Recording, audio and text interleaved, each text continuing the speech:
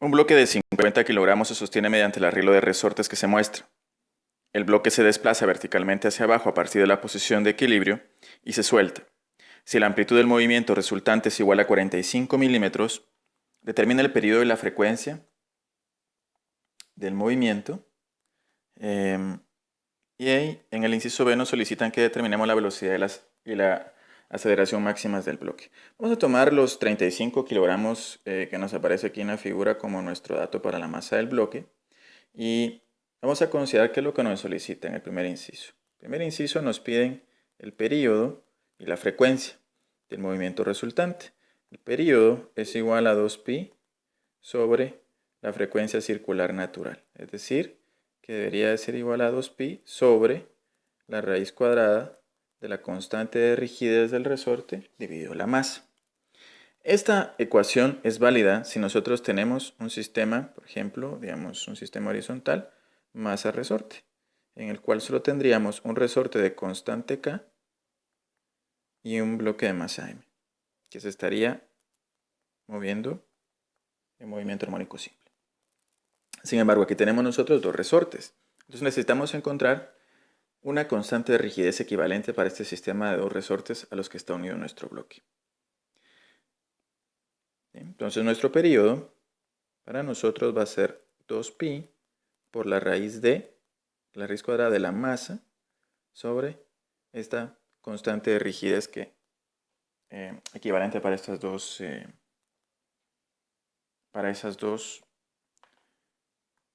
constantes de cada uno de los resortes que tenemos en la figura. Entonces vamos a considerar lo siguiente. Vamos a considerar que nosotros originalmente teníamos nuestros dos resortes con sus longitudes sin deformar. Sus longitudes L1 y L2 que van a corresponder a las longitudes sin deformar de nuestro resorte. Pero al momento de que se le agrega el bloque, estos resortes se van a deformar por el propio peso de nuestro bloque. Entonces vamos a considerar eso, que va a haber una pequeña deformación aquí debido al peso del bloque. Es una deformación estática, entonces la longitud de nuestro resorte va a ser la longitud sin deformar más esta pequeña deformación estática debido únicamente al propio peso del bloque, más la longitud del resorte 2 que va a ser la deformación estática 2 más la longitud 2. Cuando nosotros tenemos esto, debemos de considerar cuáles son las fuerzas que actúan sobre nuestro bloque. Si hacemos un diagrama de cuerpo libre para nuestro bloque en reposo, podríamos considerar que tomando x positivo hacia la derecha, hacia abajo, tomando x positivo hacia abajo, las únicas fuerzas que nosotros tenemos serían la fuerza que actúa sobre el resorte y el peso del bloque. Entonces la fuerza que actúa sobre el resorte va a ser la misma tanto para el resorte que nosotros tenemos acá de constante K1 como para el resorte de constante K2. Entonces podemos nosotros considerar lo siguiente. La deformación total que tendrían nuestros resortes va a ser igual a la deformación 1 más la deformación 2. ¿Cuánto es lo que se deforma? ¿Sí? Deformación 1 más deformación 2. Ahora, ¿a cuánto o a qué equivale la deformación? Bueno, utilizando la ley de Hooke podemos decir nosotros que la fuerza es igual a K por la deformación. Podemos decir que la fuerza es igual a la constante K1 por la deformación 1 y que la fuerza va a ser igual a la constante 2 por la deformación 2. Entonces, la deformación total que va a sufrir los dos resortes, es decir, que si nosotros podemos reemplazar estos dos resortes por un único resorte con una constante de rigidez equivalente, va a ser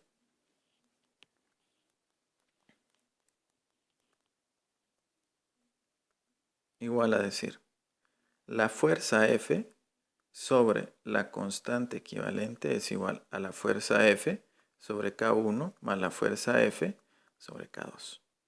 esto corresponde a la deformación 1, esto corresponde a la deformación 2. Entonces vamos a considerar nosotros de que la fuerza que sienten ambos resortes es la misma, y es la misma que la fuerza que sentiría un resorte equivalente.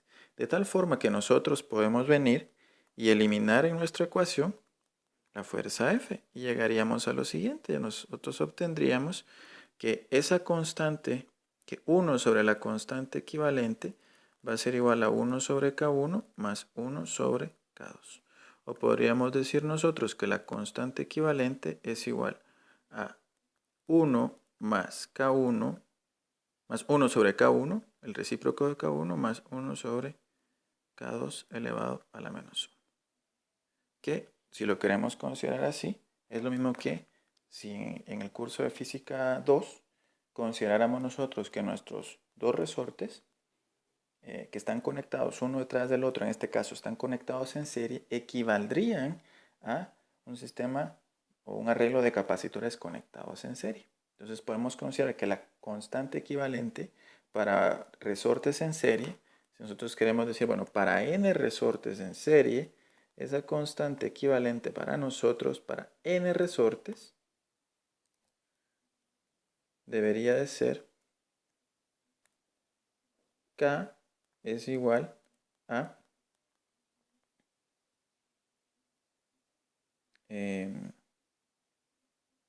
pongámoslo de esta manera.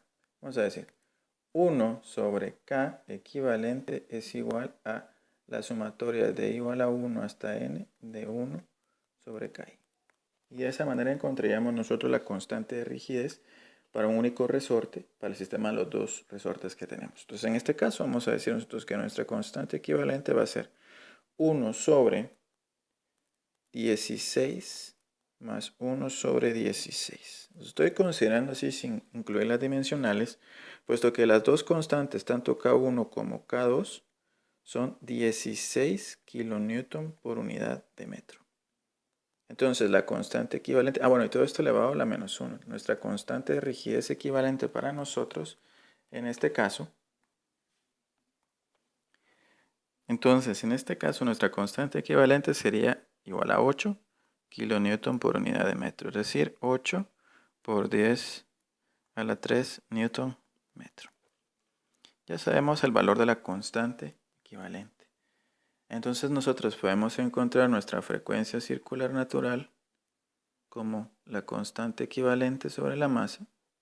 En este caso sería raíz cuadrada de 8000 newton metro. Vamos a utilizar nosotros la masa de 35 kilogramos.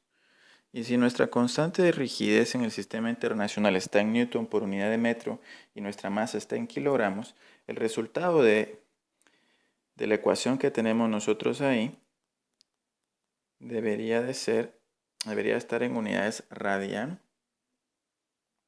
sobre segundo. Entonces aquí tendríamos que nuestra frecuencia circular natural va a ser 15.1 radian sobre segundo. De tal manera que nuestro periodo va a ser 2pi sobre la frecuencia circular natural, en este caso 2pi sobre 15.1.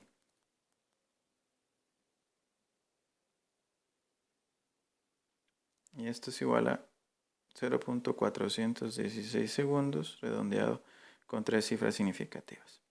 Nuestra frecuencia de la vibración la podemos nosotros determinar de esta manera. Podemos considerar que es igual a la frecuencia circular natural dividido 2pi, o recordar de que la frecuencia circular natural es igual a el recíproco del periodo. Entonces también lo podemos calcular de esta manera. Podemos decir 1 sobre 0.416, que es nuestro periodo, unidades de segundo. Y si nuestro periodo está en unidades de segundo, entonces la frecuencia que obtenemos nosotros en esta ecuación debería estar en hercios, que sería segundo a la menos 1. Entonces este sería el primer inciso de nuestro problema, donde nos solicitan a nosotros que determinemos cuál es el periodo de la vibración del movimiento resultante y la frecuencia del movimiento resultante.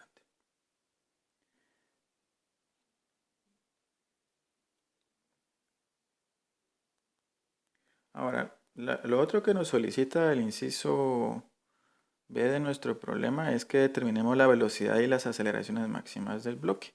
¿Cuándo ocurren esas velocidades y aceleraciones máximas? Bueno, nosotros tenemos una ecuación para la posición que es igual, la posición en función del tiempo para un sistema en movimiento armónico simple, que es la vibración libre.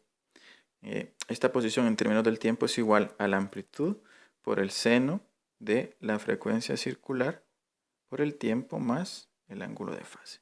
Si nosotros queremos encontrar la velocidad, una ecuación que nos permita, una función que nos permita a nosotros determinar la velocidad del bloque en términos del tiempo, en función del tiempo, podemos llegar a esa ecuación, o esa función, derivando la ecuación de la posición que tenemos aquí. Entonces, si derivamos la función de posición respecto al tiempo, obtendríamos la velocidad.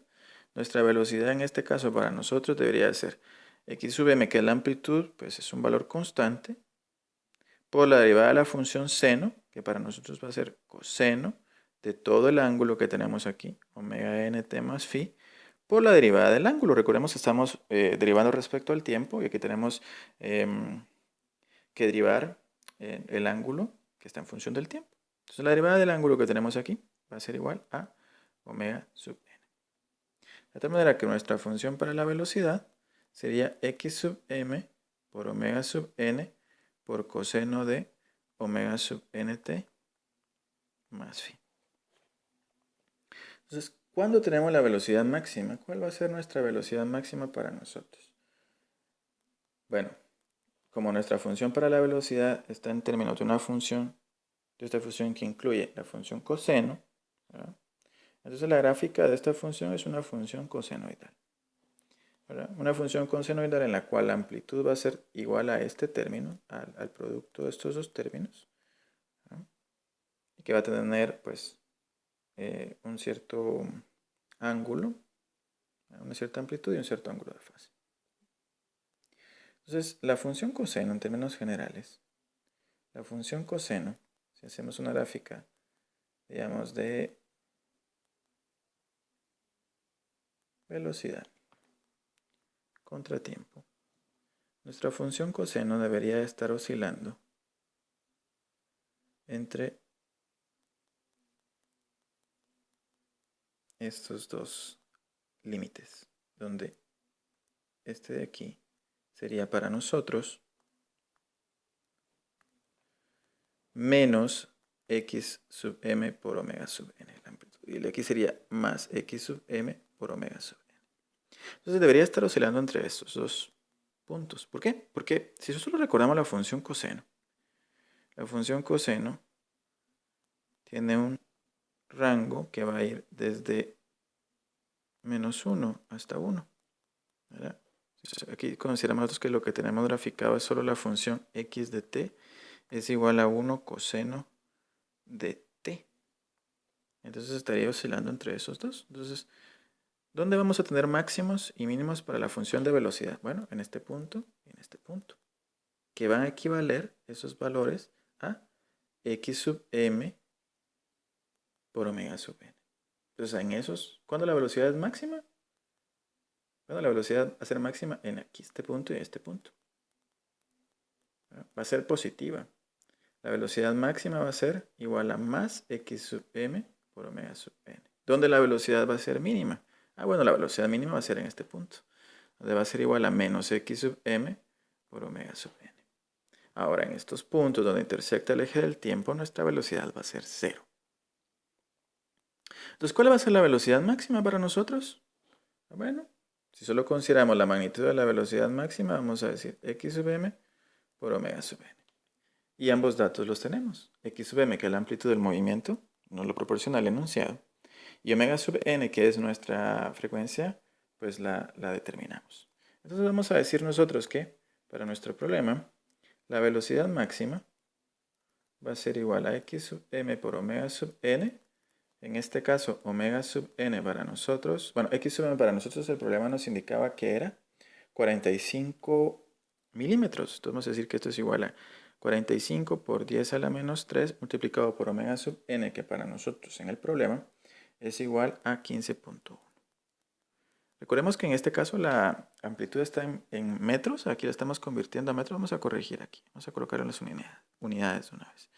Aquí sería 45 por 10 a la menos 3 metros multiplicado por la frecuencia circular natural, que es 15.1 radianes sobre segundo. Y eso nos daría a nosotros la velocidad máxima en unidades metros sobre segundo.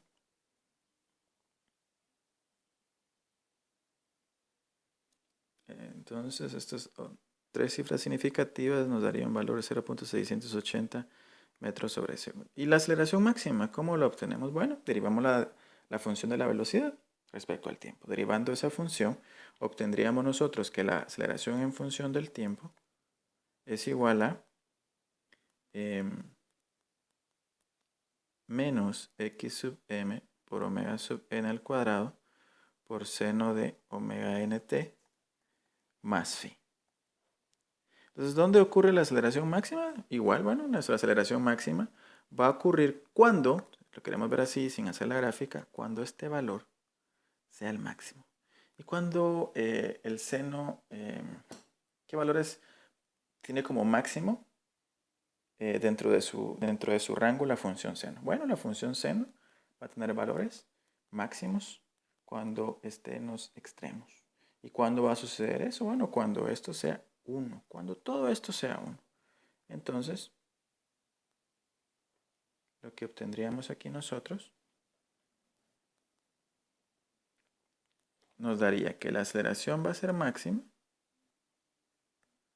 cuando sea igual a x sub m por omega sub n cuadrado. No incluye aquí el signo negativo porque solo estoy considerando la magnitud de la aceleración máxima. Entonces nuestra aceleración máxima, la magnitud de la aceleración máxima para nosotros va a ser los 45 por 10 a la menos 3 metros que corresponde a la amplitud por la frecuencia circular natural elevado al cuadrado,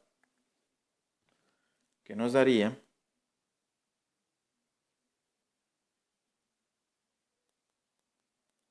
redondeado a tres cifras significativas, 10.3 metros sobre segundo cuadrado. Y entonces resolvimos los dos incisos que nos planteaba nuestro problema.